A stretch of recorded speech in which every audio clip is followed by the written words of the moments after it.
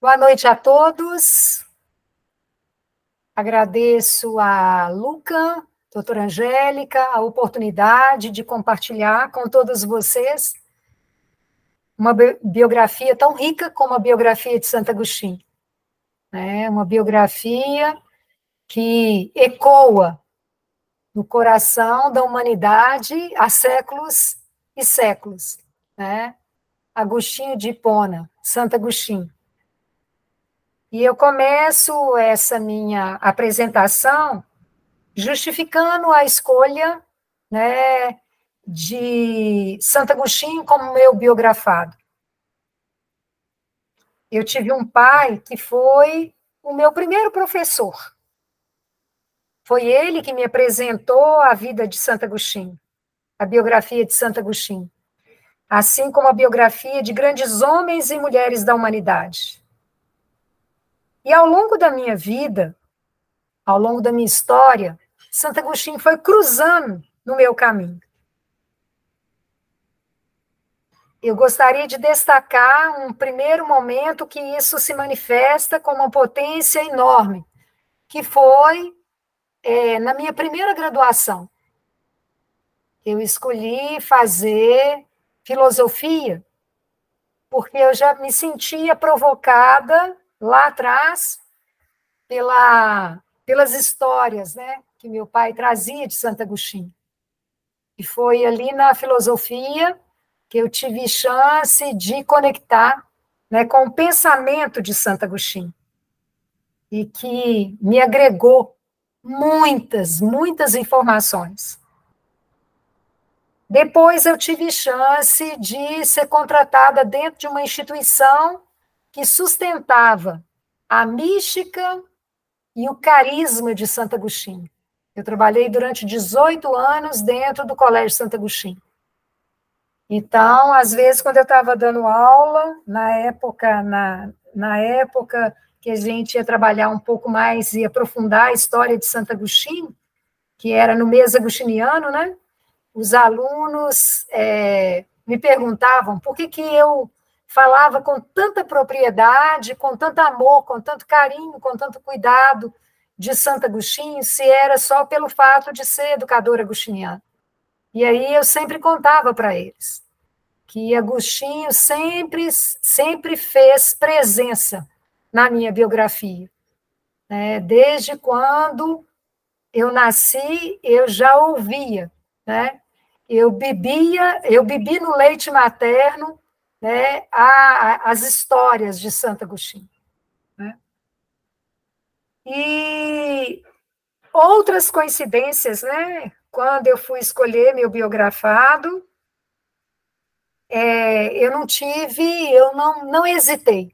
Né? Eu não hesitei porque era uma conexão, era e é, né? Uma conexão muito grande com a história de Santo Agostinho. Essa perspectiva dele como um ser inquieto, né, existencialmente, isso é muito a minha realidade. Isso tem muito a ver comigo. Então, eu começo agora compartilhando com vocês a biografia dele numa perspectiva da metodologia biográfica. Mas, antes de qualquer coisa, eu quero trazer as bases filosóficas e teológicas de Santo Agostinho, até para que quem ouvir tiver chance, né, de ter contato e tiver tendo um primeiro contato com a história de Santo Agostinho, saber um pouquinho, né, dessas bases filosóficas e teológicas do pensamento de Santo Agostinho, que desde lá de trás influenciou e continua influenciando, né, o mundo atual. Então, fé e razão. Santo Agostinho acreditava que a fé e a razão eram compatíveis. Depois, a questão do pecado original, Agostinho desenvolveu a doutrina do pecado original, que ensina que todos os seres humanos nascem com uma natureza pecaminosa, devido à queda de Adão e Eva no Jardim de Éden. O livre-arbítrio e a graça divina. Agostinho explorou a relação entre o livre-arbítrio humano e a graça divina. O amor como princípio moral. Agostinho enfatiza o amor como princípio moral mais importante. Tempo e eternidade. Ele tinha uma compreensão única do tempo e da eternidade. Depois, Confissões, que é a obra de Santo Agostinho, e é uma parte fundamental da sua filosofia e teologia. E, por último, Cidade de Deus. Em sua obra Cidade de Deus, Agostinho abordou questões políticas e teológicas. E aí a gente já vai na direção do primeiro setênio de Agostinho. E ilustrando um pouquinho essas bases teológicas aí, né? Fizeste no Senhor para ti, e o nosso coração anda inquieto enquanto não descansar em ti. Então, dentro dessa perspectiva, esse homem que trazia essa inquietude, né? Essa grande indagação, a pergunta pelo sentido da vida, e nessa perspectiva que enquanto ele nessa existência, né, o homem sempre será esse ser incompleto, inquieto, enquanto não acontecer esse encontro definitivo. Isso eu vejo que é um princípio muito que dialoga, né, muito com a antroposofia. Essa questão dessa busca, né, que Steiner também sempre trouxe isso muito vivo. Por isso, o fato dele ter influenciado em várias áreas do conhecimento, né, que isso é muito forte em Agostinho também. Então, já caminhando para o 0 a 7, dentro dessa perspectiva, né, de olhar a biografia de Santo Agostinho, de 0 a 7 anos, Agostinho recebe o nome de Agostinho, que foi dado pela sua mãe, porque a sua mãe já tinha uma certa clareza, uma certa intuição do que significava esse pequeno Augusto, né? A sua mãe intuía, né? Um pouquinho dessa missão de Agostinho, né? Então, como pais, né? Patrício e Mônica, nasceu 13 de novembro de 354, em Tagaste, na cidade da Numídia, que atualmente, se a gente olha no mapa, é a atual Argélia, na África. Agostinho teve 2 irmãos, Navígio e Perpétua. Ele iniciou seus estudos em Tagaste, indo depois para Madaura e Cartago, e depois depois dos estudos dele, em determinado momento da biografia dele, ele volta para Cartago como professor. Então, a sua experiência aí como professor em Cartago, Roma e Milão, né? Mas pensando ainda em Agostinho de 0 a 7, ele envolvido desde muito pequeno, né? De 0 a 7, a sua mãe já percebia em Agostinho uma criança muito esperta, muito inteligente, muito perspicaz, né? E dentro dessa perspicácia dele, né? Ele, de 0 a 7, descobrindo o mundo, né?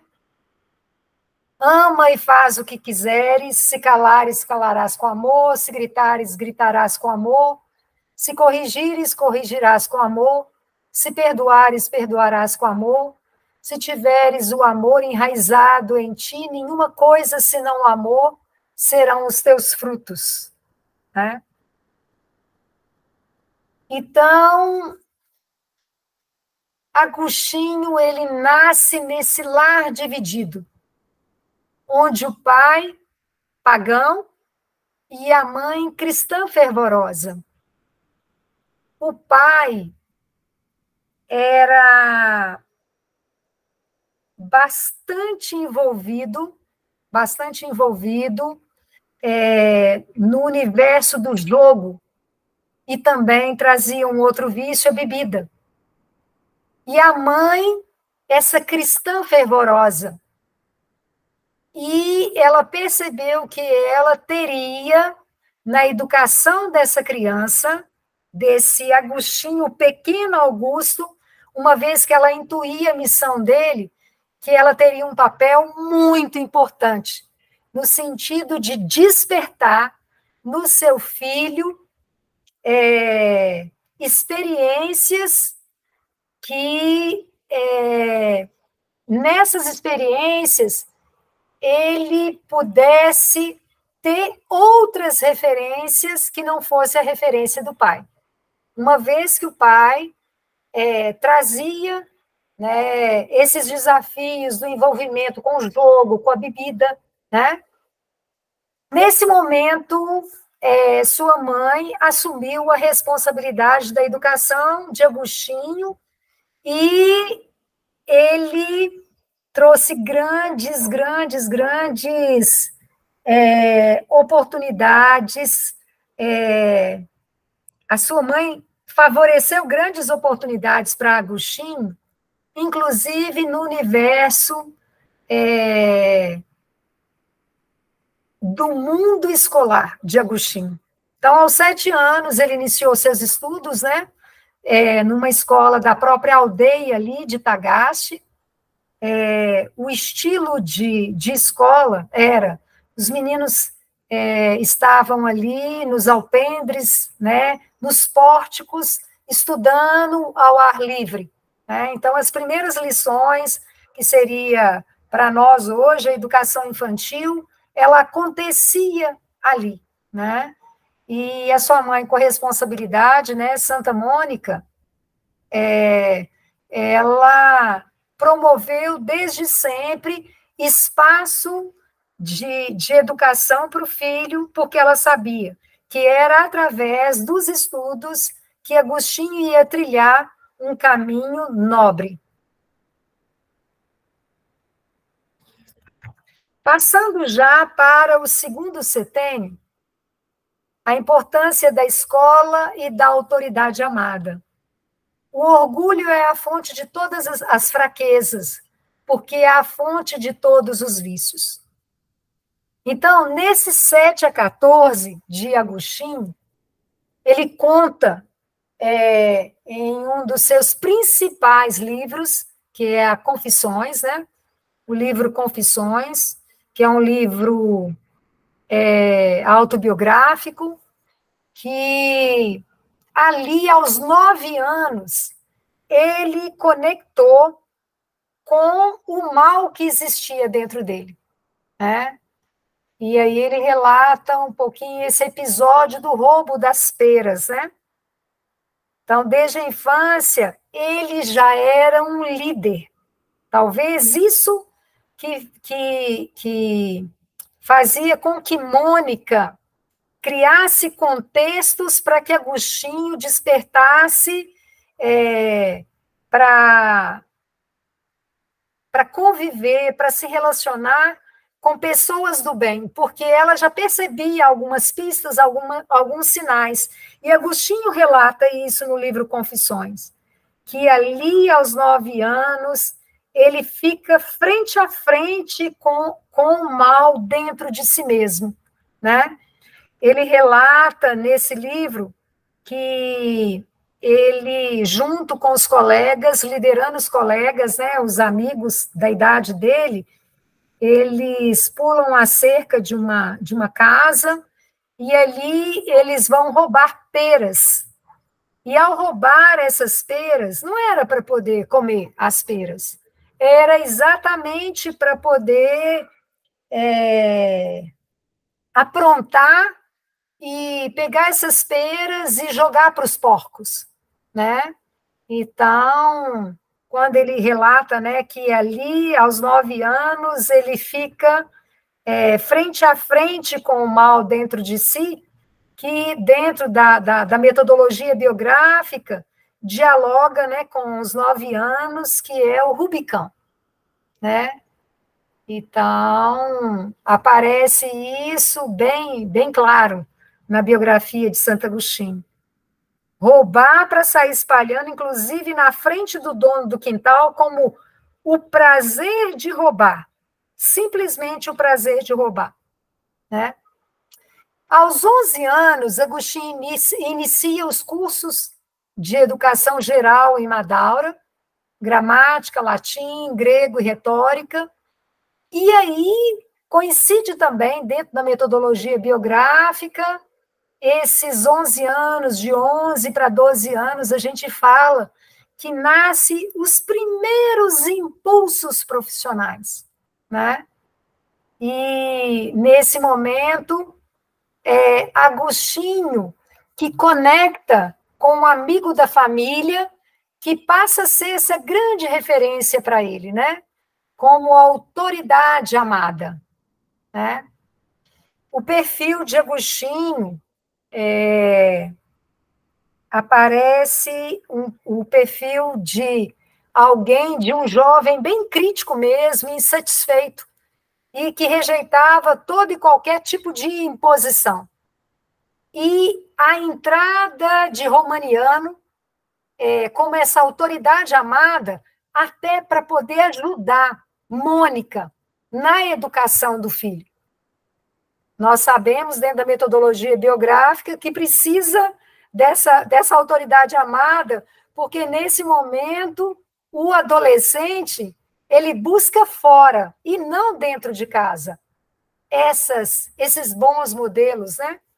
Essas referências. Então, com isso, a gente já caminha para o terceiro setênio de Agostinho, de 14 a 21 anos. O nascer da identidade, a afirmação do eu e a importância dos amigos, né? Essa força da amizade em Agostinho aparece ao longo de toda a biografia dele.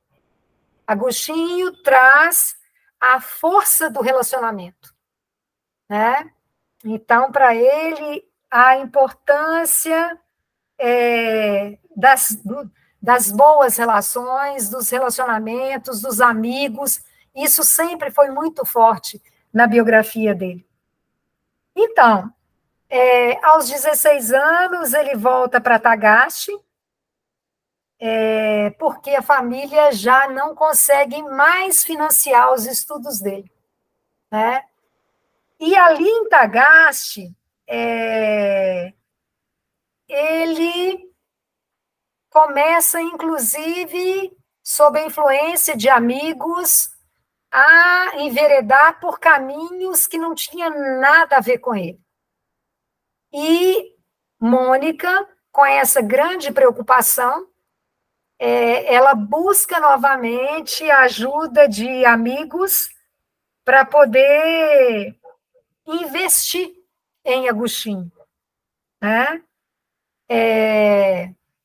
Aos 17 anos, ele é retirado de Tagaste, exatamente para que essas má influências não atrapalhem ele na direção daquilo que era a tarefa de vida dele. Ele não tinha clareza disso, mas a mãe dele, Santa Mônica, tinha clareza, né, dessa grande tarefa dele. Então, aos 17 anos, ele transfere-se para Cartago para estudar retórica e artes liberais.